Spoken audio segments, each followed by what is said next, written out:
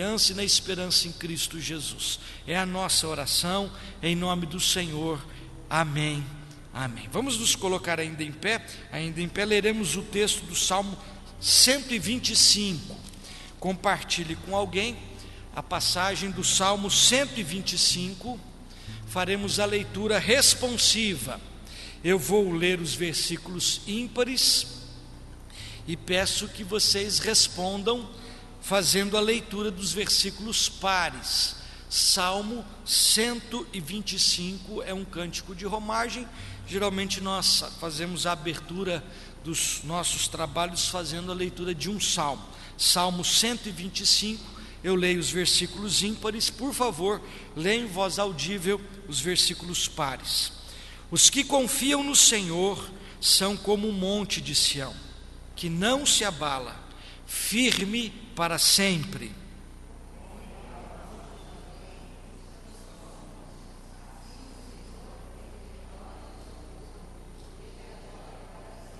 O cetro dos ímpios não permanecerá sobre a sorte dos justos, para que o justo não estenda a mão à iniquidade.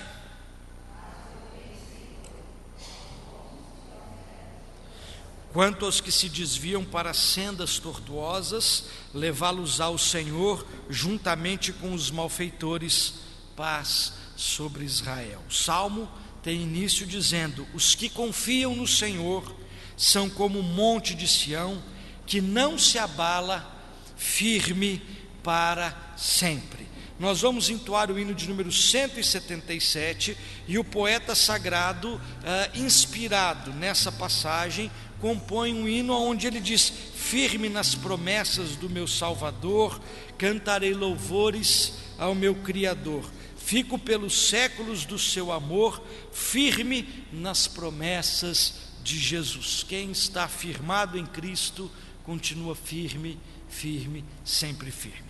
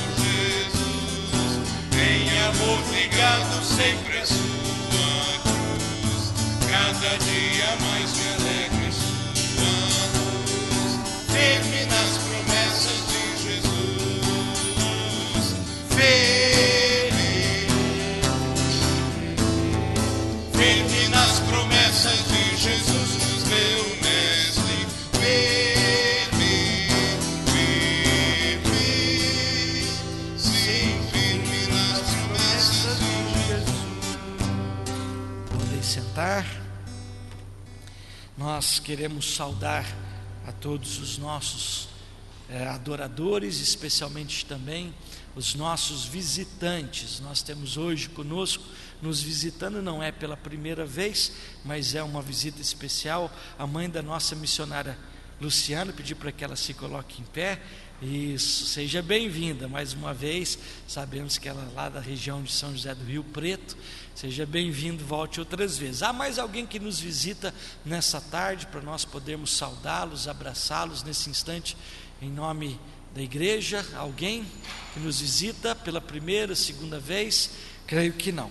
Então, apenas a mãe da Luciana. Nós queremos lembrar também aos irmãos algumas informações importantes sobre as nossas atividades durante a semana. Queremos lembrar que nesse próximo domingo, às 11 horas da manhã, nós teremos uma programação especial de envio. O que é o envio?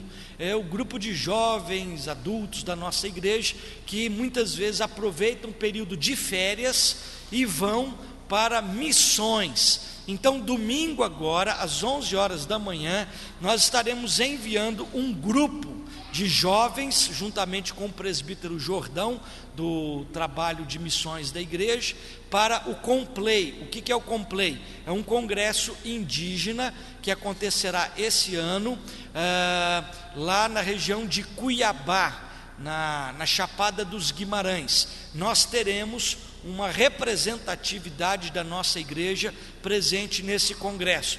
Mais de 2.000 indígenas estarão ali reunidos, de diversas etnias. É o Congresso Nacional dos Índios Cristãos. Então a nossa igreja estará ali representada.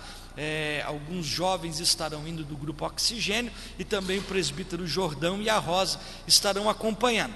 Também domingo nós estaremos orando e enviando alguns jovens para as Olimpíadas em Londres. Nossa mocidade, nosso grupo de Oxigênio aqui na igreja, eles também terão representação lá em Londres, no trabalho evangelístico que Jocum e diversos organismos internacionais realizam nesse período, onde muitos turistas afluem para lá, atletas, e eles têm a oportunidade de literatura, de artes, evangelizar as pessoas que por ali passarem. Então, todo esse movimento acontecerá no culto de domingo, às 11 horas da manhã.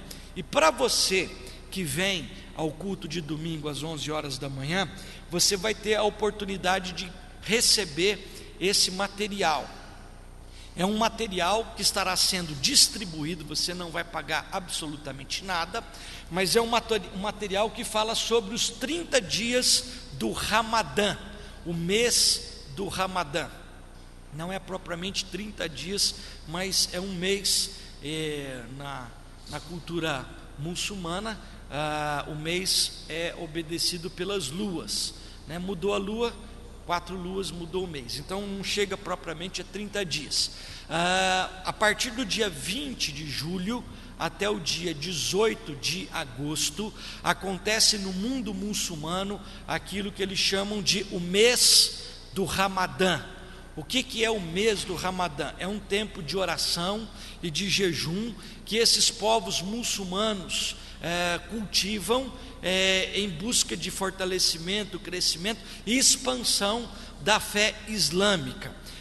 Cristãos do mundo inteiro estarão se associando para orarem para que Deus visite esses povos nesse mês do Ramadã. Eu fui testemunha pessoal no Egito, especialmente no interior do Egito, como vilas inteiras estão sendo visitadas pelo Espírito de Deus. Vilas inteiras no mesmo dia sonham a mesma coisa, com Cristo Jesus crucificado, dizendo: eu morri pelos teus pecados. E a gente ouvia o testemunho desse pessoal, ficávamos como quem sonha, como que não acreditando. Deus tem visitado esses povos, e a nossa oração vai ser exatamente isso: que Deus visite os povos muçulmanos através de sonhos, e é uma forma muito forte da revelação de Deus. Então, para quem vier no culto de domingo às 11 da manhã, vai pegar esse material, porque a cada dia você vai orar por um dos países muçulmanos da face da terra, as necessidades, as dificuldades. Eles, nesse mês do Ramadã, eles jejuam e oram durante o dia e só comem depois que o sol se põe. Nós vamos orar em qualquer momento do dia, você vai separar um tempo para interceder por este material. Então, esse material estará sendo distribuído gratuitamente, mas apenas no culto das 11 horas da manhã, no culto de envio da nossa turma para os desafios missionários que a igreja tem. Então, esses são os nossos avisos. Nós continuamos aí intercedendo pelos enfermos, pelos necessitados e pelos enlutados que também estão no nosso boletim. Vamos continuar as nossas atividades de louvor a Deus. Passamos a palavra ao pastor Samuel, que nos conduzirá com os cânticos espirituais.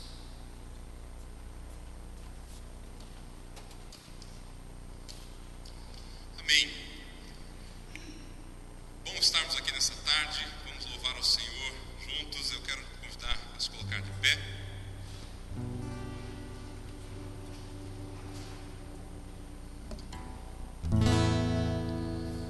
O pastor Carlos falou agora há pouco a respeito de intercessão, nos conclamando, nos convidando para intercedermos por povos, por países que não conhecem o Senhor Jesus. Nós temos o privilégio de enxergarmos pelos olhos da fé, os olhos do coração, uma amplitude que tem transformado as nossas vidas, enxergar ao Senhor Jesus e poder ver Ele realizar maravilhas nas nossas vidas, no nosso meio, apesar de toda e qualquer dificuldade, mas nós temos visto o Senhor agir nas nossas vidas. Talvez se a gente desse tempo aqui para pessoas darem testemunho a respeito de orações que foram colocadas aqui, você iria dizer: olha, Deus já falou muito comigo, já me atendeu, já me abençoou muito. Nessa tarde nós vamos louvar ao Senhor, dizendo: eu posso ver a glória do Senhor hoje aqui, a sua mão e o seu poder sobre mim. Vamos cantar isso com muita fé, com muita alegria no coração.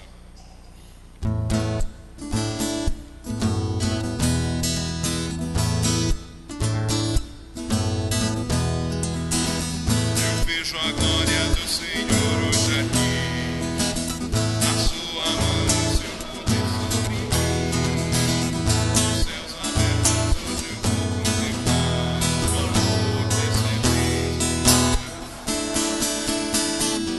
Eu vejo a glória do Senhor hoje aqui, a sua mão, o seu poder sobre mim, os céus abertos hoje eu vou contemplar.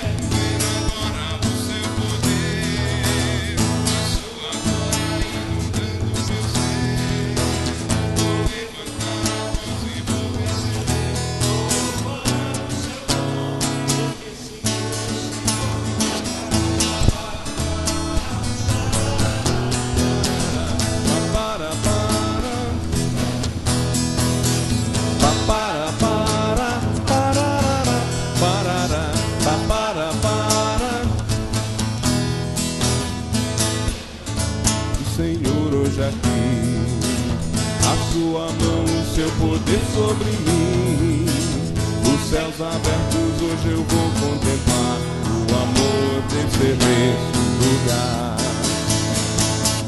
Eu quero ver agora o seu poder, a sua glória inundando o meu ser. Vou levantar as mãos e vou receber, vou louvando o seu nome, porque sinto o Senhor me tocar. Eu quero ver agora o seu poder, a sua glória inundando o meu ser. Vou levantar as mãos e vou receber, vou louvando o seu nome, porque sinto o Senhor me tocar. Para, parará, parará, papara, para, papara, para, parará, parará, papara, para. Amém. Quem é Deus acima do Senhor? Quem é rocha como nosso Deus?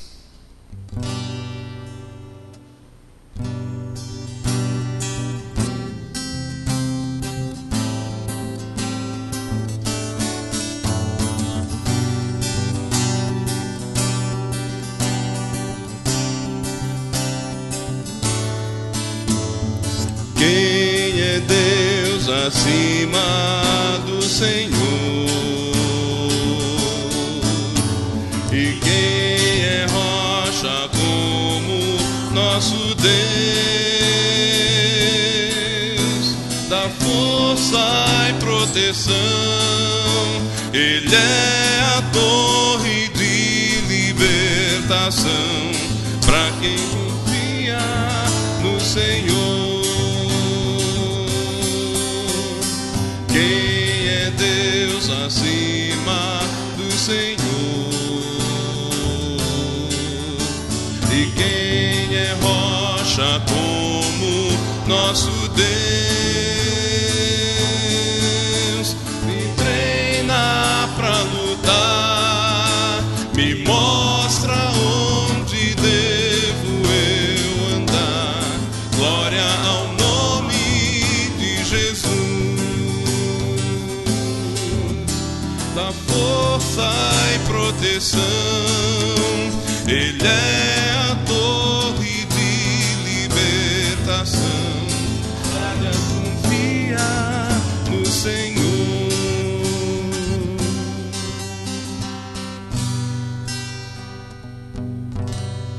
Amém. Cada vez que a minha fé é provada, Tu me dás a chance de vencer um pouco mais. Nós somos mais do que vencedores pela cruz de Cristo, pelas promessas do Senhor Jesus. Apesar de todas as lutas, nós somos mais do que vencedores em Jesus. Amém?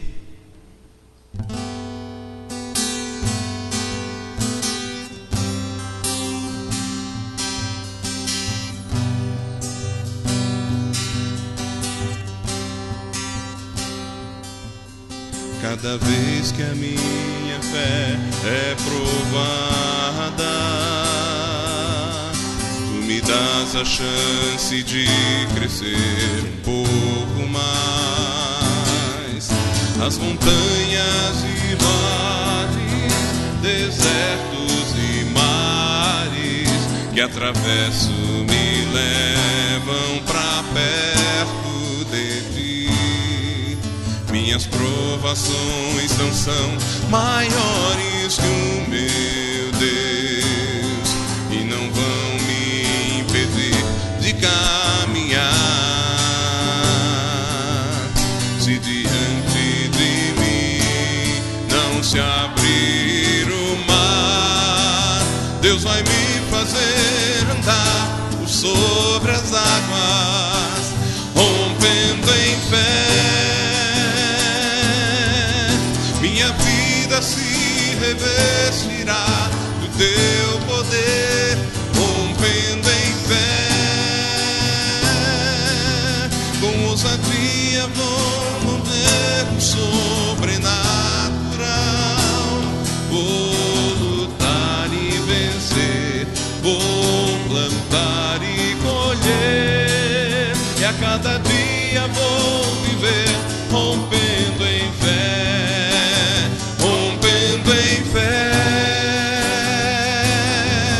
Minha vida se revestirá do Teu poder, rompendo em fé. Com ousadia vou mover no sobrenatural. Vou lutar e vencer, vou plantar e colher. E a cada dia vou viver rompendo em fé.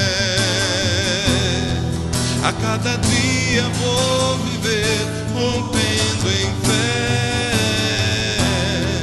A cada dia vou viver rompendo.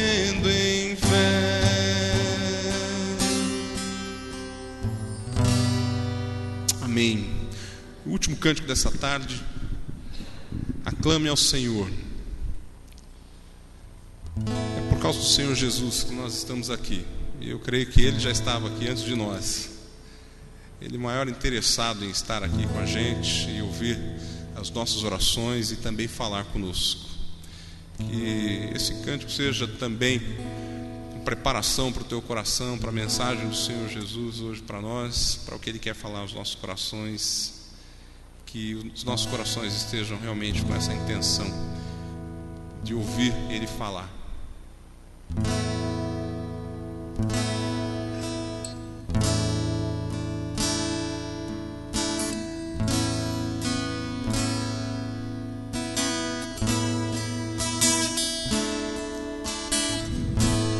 Meu Jesus, Salvador, outro igual não há. Todos os dias quero louvar as maravilhas de teu amor. Consolo, abrigo, força e refúgio é o Senhor.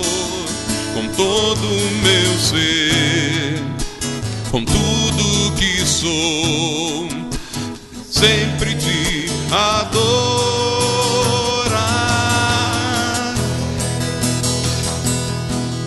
Aclame ao Senhor toda a terra e cantemos poder, majestade, louvores ao Rei. Montanhas se prostrem e rujam os mares ao som de teu nome. Alegre te louvo por teus grandes feitos. Sempre te amarei. Incomparáveis são tuas promessas.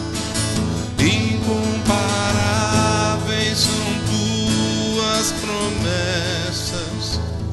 Incomparáveis são tuas promessas para mim.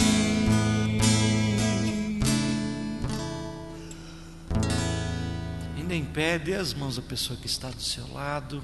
Nós vamos ter um momento de oração e oraremos ao final a oração que Jesus nos ensinou, o Pai Nosso, ainda nesse final de cânticos espirituais. Senhor, estamos na Tua presença, queremos Te agradecer, porque no meio dos louvores o Senhor habita. O Senhor está no meio do Teu povo, está no meio da Tua gente. E, ó Deus, nesse instante nós queremos ouvir a Tua voz.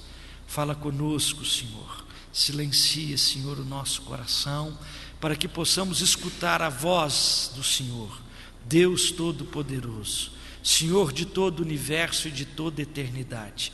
Fala conosco nessa hora, em nome de Jesus, que nos ensinou a orar dizendo: Pai nosso que estás nos céus, santificado seja o teu nome, venha o teu reino, seja feita a tua vontade, assim na terra como nos céus. O pão nosso de cada dia nos dá hoje, perdoa as nossas dívidas, assim como nós perdoamos aos nossos devedores. Não nos deixes cair em tentação, mas livra-nos do mal, pois teu é o reino, o poder e a glória para sempre. Amém. Podeis sentar. Para a nossa reflexão, quero convidá-lo à leitura do texto que se encontra no Evangelho de Mateus. Mateus, capítulo de número 10, apenas os 4 primeiros versículos. Evangelho de Mateus, capítulo de número 10, apenas os 4 primeiros versículos. Nós estamos nessa semana caminhando no Evangelho de Mateus, todo aquele cronograma que reverendo Juarez apresentou para a gente no início do ano, as temáticas de cada semana, as temáticas de cada mês. Nós estamos no Evangelho de Mateus. Olha que nós já andamos bastante, já caminhamos em todo o Antigo Testamento, saímos lá do Éden, atravessamos a Babilônia e agora chegamos no Evangelho de Mateus. Então, durante todo o mês de julho, o nosso desafio é a leitura do Evangelho de Mateus. Então, dentro do Evangelho de Mateus, eu quero meditar com vocês nesse capítulo 10, versículos de 1 a 4. Assim diz o Evangelho de Jesus: tendo chamado seus 12 discípulos, deu-lhe Jesus autoridade sobre espíritos imundos para os expelir e para curar toda sorte de doenças e enfermidades. Ora, o nome dos 12 apóstolos são estes: primeiro Simão, por sobrenome Pedro, e André seu irmão, Tiago filho de Zebedeu e João seu irmão, Filipe e Bartolomeu, Tomé e Mateus o publicano, Tiago filho de Alfeu e Tadeu, Simão o zelote e Judas Iscariotes, que foi também quem o traiu. Se nós podemos entender um pouco sobre qual era o projeto embrionário de Deus sobre a vida cristã, sobre a igreja, nós temos exatamente nessa passagem o projeto embrionário para a vida da comunidade cristã em todo o tempo. Isso porque é exatamente a passagem que Jesus chama os seus discípulos e os comissiona para uma obra. O que é o Evangelho de Cristo, o que é a igreja de Cristo, senão um povo que foi chamado no amor de Deus e enviado para pregar a salvação. Esse texto diz para a gente muita coisa sobre a realidade do papel da igreja no meio da sociedade e na sua responsabilidade diária. Infelizmente, o que nós temos hoje acompanhado em termos de igreja cristã tem denegrido o próprio projeto de Deus sobre a igreja. E isso não é novidade para ninguém. Tudo o que Deus cria, o pecado e o diabo tentam anarquizar, tentam confundir, tentam bagunçar. Deus criou a família, Adão e Eva. O que é que nós temos hoje? Uma confusão que a gente já nem sabe mais quem que é Adão, quem que é Eva, se é Adão e Eva, se é Adão e Ivo, né? O negócio hoje está uma bagunça danada. Por quê? Porque é o projeto do maligno, é anarquizar, bagunçar, distorcer, perverter tudo aquilo que Deus, na sua sabedoria, criou. E muitas vezes nós embarcamos nessa jornada, nessa falácia, nessas distorções que a mídia muitas vezes ajuda a empurrar goela abaixo de uma sociedade que vive o cristianismo apenas nominal. Um dos maiores testemunhos, mais fortes testemunhos que a gente ouviu do pastor da igreja presbiteriana no Egito, a igreja presbiteriana Casa do Bara, foi que a única forma de se deter o avanço muçulmano em todo o mundo é o evangelho vivido na sua integralidade. Cristianismo nominal não faz frente ao avanço muçulmano. Se nós queremos de fato entendermos o que é que Jesus pensava sobre projeto de vida cristã, é nada melhor do que esse texto que nós acabamos de ler. Tendo Jesus chamado os seus 12 discípulos, o primeiro grupo de pessoas que ele reuniu em torno da sua pessoa, deu-lhes autoridade sobre espíritos imundos para os expelir, para curar toda sorte de doenças e enfermidades. O nome dos 12 são Simão, Pedro, André, Tiago, João, Filipe, Bartolomeu, Tomé, Mateus, Tiago, Tadeu, Simão Zelote e Judas Iscariotes, que foi também quem o traiu. Quais as lições sobre o verdadeiro cristianismo que esse texto nos apresenta? Primeira lição: Jesus é o centro de toda a ação na vida cristã. Se Jesus não for o centro, o personagem principal, se ele for apenas alguém que ficou ali pregado na cruz como um adereço, uma ornamentação para o templo, isso não é cristianismo integral. Isso é qualquer outra coisa. É um cristianismo social, é um cristianismo politicamente que nos agrada, mas não é a fé cristã que Jesus veio nos desafiar a vivermos. O texto diz: tendo chamado os seus 12 discípulos. Pergunta: quem chamou?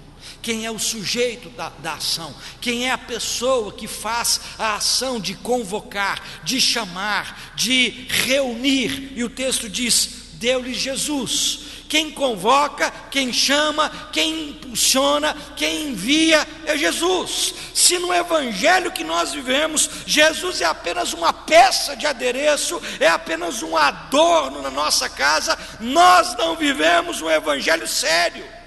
O evangelho de Cristo, ele precisa estar vivo e verdadeiro. Cristo não está morto, está ressuscitado, mas é apenas uma confissão teológica na mente de muita gente. Na mente de muita gente é uma confissão de que Jesus ao terceiro dia venceu a morte, saiu do sepulcro, mas no nosso dia a dia Jesus continua morto. Ele não ordena, ele não manda, ele não dirige, ele não convoca, ele não sustém, ele não nos impulsiona, ele não faz nada. Ele parece uma peça de museu, um personagem simplesmente histórico. Se no nosso cristianismo Jesus não for o sujeito da ação, não for a personagem principal, ele não quer ser absolutamente mais nada. Ou ele vem em primeiro lugar, ou ele não vem em segundo. Ele não tem vocação para Rubinho Barrichello, para chegar em segundo lugar na corrida. Ou ele chega em primeiro, ou ele não chega. Ou ele vem em primeiro nas nossas vidas, ou ele não vem. Buscai, pois, em primeiro lugar o reino de Deus e a sua justiça, e as outras coisas vos serão acrescentadas. A segunda lição que esse texto nos apresenta é que o cristianismo integral é vivido por pessoas, por seres humanos, e não por super-heróis da fé. O que eu acho lindo nessa passagem é que essas pessoas que são citadas aqui, elas não são mais do que você e nem mais do que a mim. São pessoas normais. Uns eram pescadores, outros trabalhavam na coletoria, outros tinham família, outros deixaram seus pais, outros tinham as suas fraquezas, como Judas Iscariotes, que acabou por traí-lo. É importante a gente destacar que nenhum desses personagens são pessoas superdotadas de espiritualidade. Pedro negou Jesus.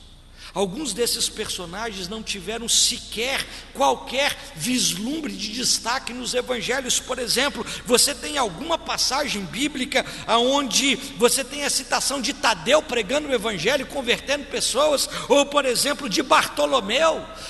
São pessoas que passaram pelo projeto de existência da comunidade cristã, passaram como nós também passamos, são seres humanos, têm as suas falhas, têm as suas limitações, têm os seus desafios familiares, profissionais, e muitas vezes nós ficamos justificando o nosso cristianismo moribundo, dizendo: mas eu tenho família, eu tenho trabalho, eu tenho que levantar sustento, eu tenho uma profissão que me ocupa muito. Curiosamente, todos esses personagens que aqui são citados também tinham a semelhança sua e minha. E mais do que isso, eu nunca vi Jesus chamar ninguém que estivesse desocupado, ninguém que estivesse sentado à toa na vida, no banco da praça vendo a banda passar, e aí Jesus dizia assim: olha, você não está fazendo nada, você está aí tranquilo, então eu tenho algumas coisas para você fazer. Eu não encontro nenhum personagem no evangelho dentro dessa percepção. Um estava na coletoria trabalhando, outro estava costurando rede, outro estava jogando rede, outro estava lavando barco, outro estava numa outra atividade profissional. Cada um tinha o seu envolvimento, mas é exatamente nesse envolvimento da nossa vida normal, diária, familiar, secular, profissional, que o evangelho precisa se manifestar, não na vida de super-heróis, de super-pastores, de super-ministros, de super isso. Esse negócio de super alguma coisa, desconfia. O único super nisso tudo é Jesus, o resto é sub-realidade. Nós não somos fortes, é a força de Deus que nos sustém. Nós não somos melhores do que ninguém, somos todos iguais, e o Evangelho precisa se materializar exatamente nessa perspectiva. Em primeiro lugar, o texto nos fala que se Jesus não for o personagem principal, que nos chama, que nos convoca, que nos impulsiona, ele não é nada na nossa vida. Segundo, o cristianismo integral é vivido por pessoas normais, por gente como você, como eles, como eu. Gente, a nossa própria realidade. Mas há uma terceira lição que esse texto nos ensina. O evangelho integral é um evangelho de unidade. De unidade. O que mais me chama a atenção nessa passagem, por exemplo, está no texto que fala, versículo 3. Entre os discípulos, entre os apóstolos de Jesus, são mencionados alguns personagens. Primeiro deles que eu queria destacar, Mateus, o publicano. E depois, versículo 4, o primeiro personagem é dito Simão, o Zelote. Eu acho interessante porque é que esses dois personagens, depois do nome, vem acrescido uma referência social, política dessas duas personalidades. Você tem Simão, por sobrenome Pedro, ou cognominado Pedro, e os outros você tem fulano de tal, filho de Beltrano. Agora, quando fala de Mateus, diz que ele era publicano, e quando diz de Simão, fala que ele era zelote. Quem eram os publicanos? Quem eram os zelotes? Os publicanos eram coletores de impostos, e eles eram um tipo de coligados a Roma, porque eles cobravam os impostos dos judeus e pegavam aquele dinheiro e entregavam para Roma. Então, quanto melhor fosse para Roma, melhor seria para os publicanos. Os publicanos rezavam na cartilha de Roma. Eram mais ou menos assim o partido do governo, daqueles dias. Era a turma que estava no poder, era o pessoal que estava naquela oportunidade no governo. O publicano tirava partido disso. Ele era coletor de impostos, mas ele defendia os interesses de Roma no meio de Israel. Bom, nem todo mundo via esse tipo de gente com um olhar de apreciação. Pelo contrário, muitos tinham verdadeira repulsa para com os publicanos. Vide, por exemplo, o caso de Lucas, quando fala de Zaqueu, o publicano, e o povo dizia que ele era ladrão, e ele mesmo confessa depois com os seus lábios. O publicano tinha uma má fama danada. Primeiro, porque ele jogava para o partido de Roma. Segundo, porque vez por outra, muitos deles desonestamente usurpavam aquilo que não lhes pertencia.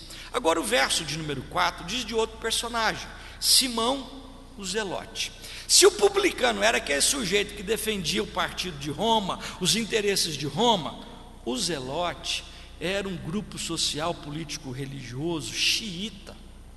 Eles matavam soldados romanos. Eles queriam ver a independência de Israel, nem que fosse na força das armas. Eles queriam ver mortos os publicanos, que sendo judeus, defendiam os interesses dos romanos. Aonde é que a cabeça desse povo estava? Diziam os zelotes, esse povo tem que morrer, porque eles estão aqui no nosso meio e estão jogando em favor de Roma. Ora, zelote era aquele sujeito radicalmente, politicamente, socialmente e religiosamente, era radical ao extremo. Simão era um sujeito desse jeito. Simão era um sujeito que tinha esse perfil radical, de briga, mas ele convive com um outro sujeito que é chamado Mateus, o publicano. Eu nunca vi no Evangelho, olha que eu já me esforcei para ler esses Evangelhos todos diversas vezes, de frente para trás, de trás para frente, na ordem, fora da ordem. Eu nunca vi Mateus brigando com Simão, e nem Simão falando, vou te pegar na saída, depois do culto nós vamos ter uma conversa, Eu nunca vi. E olha que eles tinham todos os motivos sociais, políticos e religiosos de se odiarem. Eram pessoas de lados extremados, distintos, mas eles estão ali, vivendo o Evangelho em unidade. Sabe o que isso precisa ensinar para a gente? Que o cristianismo autêntico trabalha a ideia de unidade na pessoa de Cristo. Diferença a gente tem. Um é Coxa, outro é Atlético, outro é Paraná, né? Um é Corinthians, outro é Palmeiras. Um gosta de um mais velho, outro gosta do outro mais novo. Outro gosta de hino, outro gosta de cântico espiritual. Outro gosta de bater palma, outro não gosta de bater palma. Queridos, as nossas diferenças são insignificantes. E por conta muitas vezes das nossas diferenças tão pequenas, nós criamos tamanha confusão em torno do Evangelho. Será que a gente pode chamar isso de cristianismo autêntico? Quando a gente olha para a vida de personagens como Simão, o zelote, o revolucionário, o xiita, o radical, convivendo com Mateus, que era o outro lado, o outro extremo, na paz, no amor, não por causa das suas diferenças sociais e políticas, mas por conta do amor de Deus. A última lição que esse texto nos ensina, e antes da gente falar da última, deixa eu contar uma historinha sobre o que acontece quando a gente trabalha contra a unidade do corpo. Tinha um rapaz que tinha problema de vista.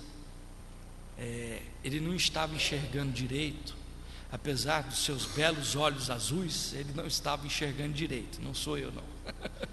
E aí assim, ele saía na rua, ele tropeçava, ele não conseguia enxergar direito os carros que estavam se aproximando, ele tinha dificuldade de ler placas de orientação. Então ele resolveu, por conta da deficiência dos seus olhos, ele resolveu ir no oculista para tratar daquilo, fazer uma lente, coisa e tal, mas era muito complicado, ele não estava se adaptando com lente, resolveu comprar um óculos. E aí comprou um óculos, fez o receituário, foi lá na ótica, comprou o óculos, escolheu a lente, e no dia reservado ele foi lá, pegou o óculos e pôs na cara. E aí a hora que ele pôs o óculos, ele viu as cores bonitas de novo, vívidas, ele começou a enxergar longe, ver as placas, ver os carros que estavam passando antes de atravessar a rua, e ele começou a ficar contente, porque agora ele estava enxergando decentemente. Mas ele saiu da ótica todo feliz com aquela sua aquisição, com aquelas lentes de correção, e aí o nariz falou assim: ei, pode parar, o problema é do olho, não é meu, eu não quero saber desse trambolho feio em cima de mim. Se o olho tem defeito, problema do olho, não meu. Agora, por conta do problema do olho, eu tenho que carregar esse trambolho, esse óculos horrível sobre a minha beleza, atrapalhando até mesmo as minhas respirações. Pode tirar os óculos de cima de mim, eu não quero saber dos óculos. E aí começou uma briga, uma revolução interna entre o olho e o óculos. O olho dizendo que precisava, senão não enxergava, e o nariz dizendo que não queria saber, que aquilo estava atrapalhando a ele, nariz.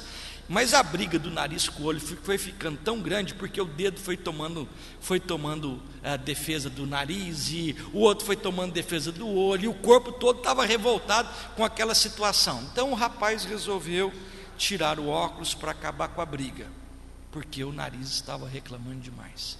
Tirou o óculos, dobrou o óculos, pôs no paletó, foi andar, não viu que tinha uma sarjeta, tropeçou, caiu no chão, enfiou o nariz no chão, quebrou o nariz.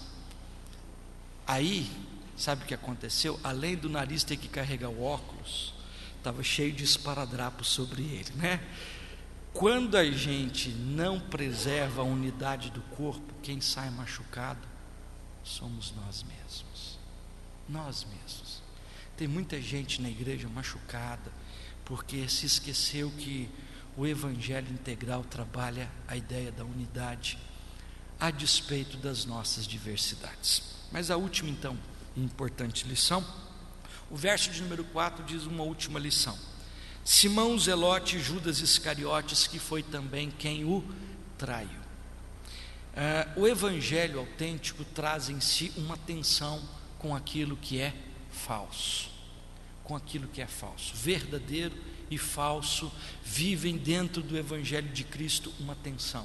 Jesus ensinou isso por algumas parábolas. Por exemplo, ele conta a parábola do homem que semeou no seu campo o trigo, e aí durante a noite veio o inimigo e semeou o joio. E aí, quando começaram a germinar as sementes, os funcionários da propriedade disseram: meu senhor, tu semeaste boa semente no teu campo, da onde vem essa mata, esses matos, esse joio que está nascendo?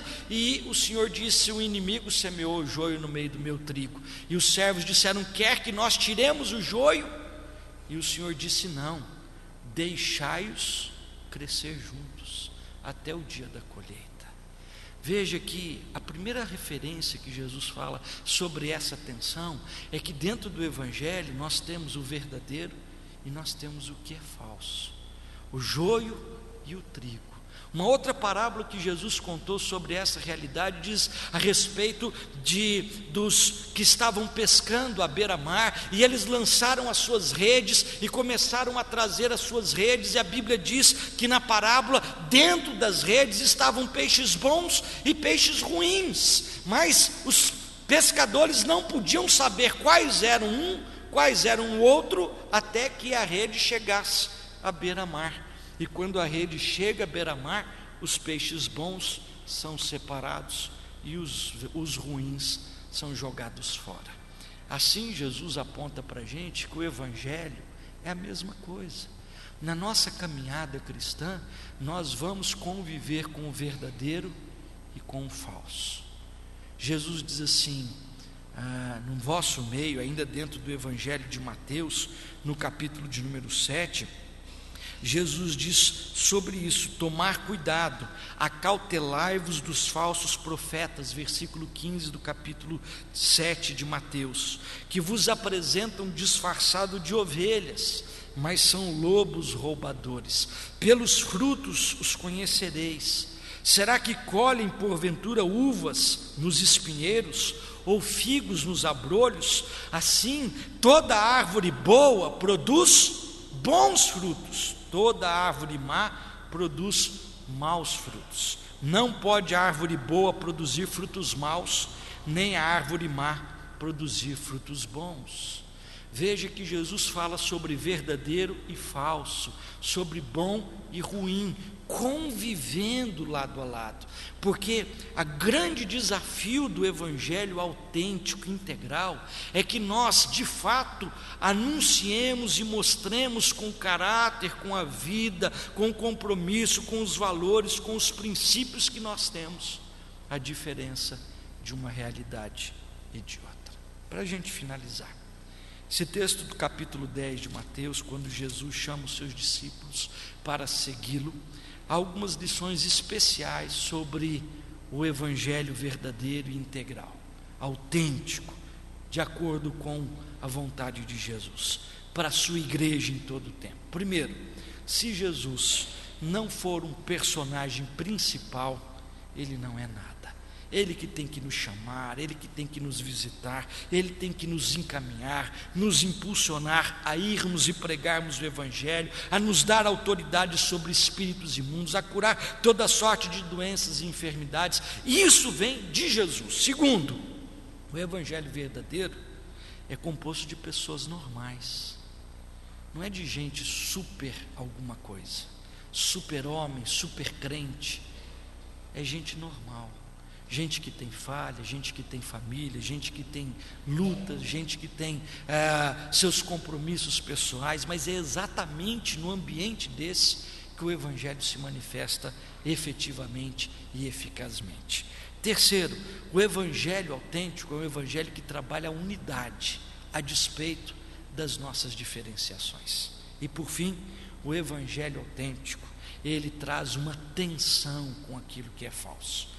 Para a gente encerrar, era uma época de carnaval, numa cidade do interior, e o pastor recém-chegado naquela igreja resolveu que não ia fazer acampamento de carnaval, Porque acampamento de carnaval só vai a mocidade da igreja. O pessoal mais antigo resolve ficar em casa, então acaba ficando o pessoal todo desjuntado. Então vamos fazer aqui na igreja, todas as noites, encontros evangelísticos. Vamos chamar bons pregadores, grupos musicais. E aí você que, ao invés de ficar assistindo desfile de carnaval, você vem para a igreja e participe. O pastor então animou a igreja para fazer um acampa dentro no período de carnaval. E o primeiro dia a igreja estava lotada, o povo veio, as outras igrejas que tinham ido para acampamento de carnaval e não tinham o que fazer, os crentes também vieram para aquela igreja, e juntou batista com presbiteriano, com congregacional, com metodista, com pentecostal, e foi aquela festa, né? Primeira noite, igreja lotada, o pastor novo lá pregando, e falando disso, e falando daquilo, e fazendo um apelo, e gente se convertendo. Segunda noite de carnaval, mais gente para o lado de fora, gente no corredor, diácono carregando cadeira. A igreja estava feliz da vida pela boa ideia que o pastor tinha trazido, né? Última noite de carnaval. Cidadezinha pequenininha, o rapaz tinha alugado uma fantasia de capeta para ir para o salão de festa. E lá no bairro próximo, né? E o salão era lá no centro da cidade. E ele alugou aquela fantasia de capeta, aquele chifrão vermelho, rabão comprido, o tridente. Ele estava abafando vestido de capeta, né? E ele falou: eu vou para o baile de carnaval e hoje eu vou infernizar, né? E ele então sai de casa segurando o rabo e o tridente, andando a pé em direção ao salão de festa para pular o carnaval. E aí começou a chuviscar, e a fantasia era alugada. E ele falou: vai estragar a fantasia, não tem dinheiro, está acabando o dinheiro, acabando o carnaval, eu tenho que correr, tenho que me proteger. A chuva começou a apertar, e lá dentro da igreja, no centro da cidade, igreja lotada, os crentes cantando, e o pastor começou a pregar sobre o diabo. Porque o diabo muitas vezes entra na igreja, e começou a pintar o diabo daquele jeito cabeludo, feio, o rapaz correndo para fugir da chuva, e o pastor pregando sobre o diabo, e o rapaz correndo para fugir da chuva, o rapaz vestido de diabo, e o pastor pregando, e o povo assustado na igreja com o diabo que o pastor estava pregando. E o moço viu lá na frente uma marquise, a chuva apertando, a fantasia começando a molhar. Ele falou: eu vou ter que entrar ali para me esconder, porque vai estragar a minha roupa. Depois que a chuva passar, eu vou para o salão de festa. E ele vem correndo, estava molhado, e ele foi entrar na marquise, era o parapeito de entrada da igreja. Ele escorregou e veio capotando corredor adentro da igreja. E o pastor pregando sobre o diabo, viu o diabo capotando dentro da igreja, e ficou assustado, baixou no púlpito, e foi um negócio de um corre para lá, outro corre para cá, um sai correndo. Aí tinha uma irmã que estava no corredor, perto do homem vestido de capeta, e ela assustada, paralisada assim, lembrando do que o pastor tinha falado, ela vira e diz assim: ó, seu diabo, eu estou aqui nessa igreja faz muito tempo, mas eu sempre joguei no seu time. Eu estou aqui nessa igreja faz muito tempo, mas eu sempre joguei no seu time, né? A gente tem que prestar atenção, porque o Evangelho de Cristo traz esse desafio, essa tensão entre o que é verdadeiro e o que é falso. Às vezes a gente está dentro da igreja, mas a gente está semeando confusão, intriga, difamação, murmuração, falso testemunho. E aí a gente não passa daquela mulher que estava do lado do homem vestido de capeta, né? Eu estou aqui na igreja faz muito tempo, mas infelizmente eu estou jogando do lado errado. Feche os seus olhos, vamos ter uma palavra de oração. Jesus nos desafiou nessa tarde a vivermos um evangelho integral, um evangelho autêntico, um evangelho que faz a diferença. 12 pessoas revolucionaram o império inteiro. Nós temos aqui um pouco mais de 45 pessoas nessa tarde. Quanto mais Deus pode fazer a partir de cada um de nós. Nós queremos te agradecer, ó Deus, por esse tempo de reflexão, de oração, de louvor, de estudo da Tua Palavra. Precisamos tanto de Ti, Senhor. Sem Ti nós nada podemos fazer. O Senhor é que nos chama à salvação. O Senhor é que nos envia a pregação. O Senhor é quem nos dá autoridade para fazermos frente, ó Deus, aos desafios, quer sejam espirituais, quer sejam sociais. O Senhor é tudo em nós, sem Ti nós nada somos. Ajuda-nos, ó Deus, a caminharmos a vida cristã com a percepção de que nós não somos nada, Senhor, somos seres humanos normais, homens e mulheres falhos, necessitados da graça do Senhor, gente que não é super-herói da fé em coisa alguma. Por isso, ó Deus, tira de nós, ó Deus, a venda dessas religiões, desse engano que tem sido pregado de falsos líderes, de super-homens espirituais, de super-pastores, homens com superpoderes. Deus, nós não somos nada se não for o Senhor. Esse não é o cristianismo verdadeiro.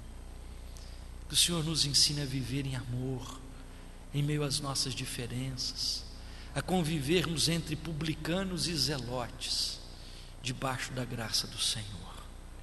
Mas acima de tudo, Deus, que em nós o bom fruto da boa árvore venha a ser produzido, na tensão com aquilo que é falso, enganoso e não verdadeiro.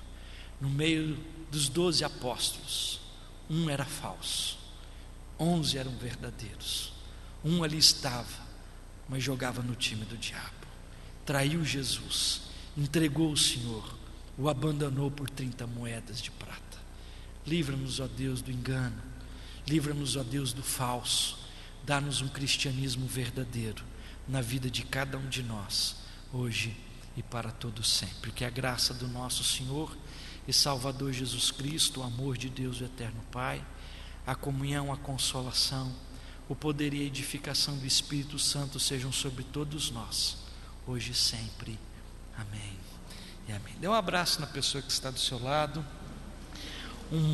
Bom final de semana que se inicia, e até domingo, 11 horas da manhã, temos aí um outro compromisso.